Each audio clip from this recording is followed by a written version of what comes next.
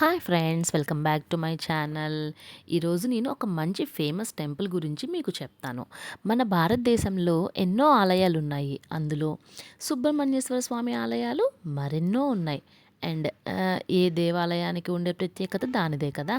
మరి అలాంటి సుబ్రహ్మణ్యేశ్వర ఆలయాల్లో ఎంతో ప్రత్యేకమైన పుట్టలో సుబ్రహ్మణ్యేశ్వర స్వామిని కనుగొన్న ఆలయమే ఇది, మోపిదేవి ఆలయం.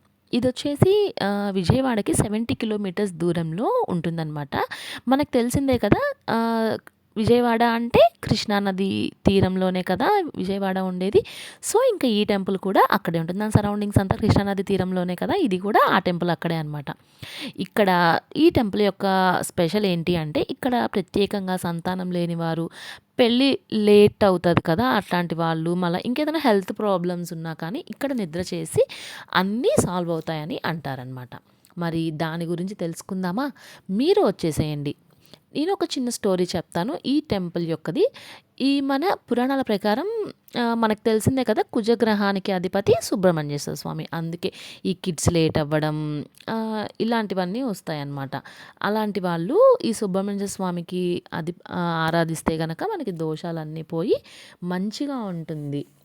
సో, దీని హిస్టరీ వచ్చేసి కృష్ణా తీరం ఉంటుంది కదా, కృష్ణా తీరం వాళ్ళు సంచరిస్తున్న ప్రదేశం అంతా పుట్టలతో నిండి ఉండేదంట ఒకప్పుడు. అందులో ఒక పుట్ట నుంచి ఒక దివ్య తేజస్సు రావడం గమనించి ఇదే సుబ్రహ్మణ్యేశ్వర స్వామి క్షేత్రం అని అగస్త్యుడు శిష్యులతో చెబుతూ ఉంటాడనమాట ఒకసారి. అలాగే సుబ్రహ్మణ్యేశ్వర స్వామి రూపంలో సర్పరూపంలో తపస్సు చేస్తున్నది కూడా ఈ ప్రాంతమే అని అగస్త్యుడు తన దివ్య తేజస్సును వెలువడే ఆ పుట్ట పైన ఒక చిన్న శివలింగాన్ని ప్రతిష్ఠిస్తాడనమాట. ఇప్పుడు మీరు చూస్తే గనక ఈ టెంపుల్లో కూడా బాగా క్లియర్గా చూడండి, స్లోగా పెట్టాను. పుట్ట మీద శివలింగం అనేది ప్రతిష్ఠించి ఉంటుందన్నమాట. సో, మీరు కనుక చూసినట్లయితే పుట్ట మీద శివలింగం ఉంటుంది. సో, మొదట మోహినీపురంగా ఉండేది ఈ ప్రాంతం. తర్వాత కాలక్రమేణా ఆ మోహినీపురం అనేదాన్ని మోపీదేవిగా మార్చారనమాట నేమ్. ఆలయంలో పాము చుట్టలు ఉంటాయి కదా, ఆ చుట్టల పైనే శివలింగం ఉంటుంది.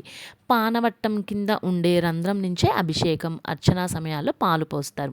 మనకు తెలిసిందే కదా, శివుడికి కానీ సుబ్రహ్మణ్యేశ్వర స్వామికి కానీ అభిషేక ప్రియులు, అభిషేకం ఎక్కువ చేస్తూ ఉంటారు. అందుకే అభిషేకం చేస్తే హెల్త్ ప్రాబ్లమ్స్ కానీ, ఏదైనా కొంతమందికి మాటలు రావు, అలాంటి వాళ్ళు ఇలాంటి ప్రాబ్లమ్స్ దేని నుంచైనా మనం సాల్వ్ అవ్వచ్చంట ఈ టెంపుల్లో కనుక ఇట్లాంటి అభిషేకాలు ఇలాంటివి చేయించుకుంటే.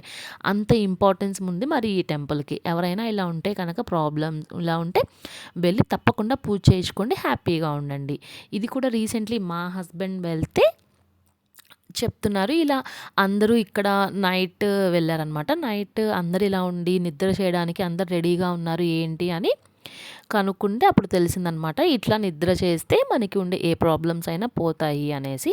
సో, ఇంకా తను ఈ వీడియో రికార్డ్ చేసి ఈ టెంపుల్ గురించి మీకు అందరికీ చూపించాలి అనేసి, సో అందుకని ఇది ఇలా పోస్ట్ చేయడం జరుగుతుందనమాట. తప్పకుండా ఈ వీడియోని చూసి మీకు కనుక రూట్స్ కావాలి అనుకుంటే మీరు గూగుల్ మ్యాప్స్లో చూసుకుంటే మీకు క్లియర్గా రూట్ అనేది మీకు అర్థమవుతుంది. ఈ టెంపుల్ యొక్క విశిష్టత ఏంటి అనేసి అన్నీ చూసుకొని తప్పకుండా వెళ్ళండి. సండేస్ అయితే ఇంకా మంచిది వెళ్తే. హోప్ అందరికీ మంచి జరగాలని కోరుకుంటున్నాను. అవసరమైన వాళ్ళు తప్పకుండా ఈ టెంపుల్కి వెళ్ళి పూజలు చేయించుకోండి. ఉంటా మరి. వీడియో నచ్చితే లైక్ చేసి, షేర్ చేసి, సబ్స్క్రైబ్ చేసుకోండి. బాయ్.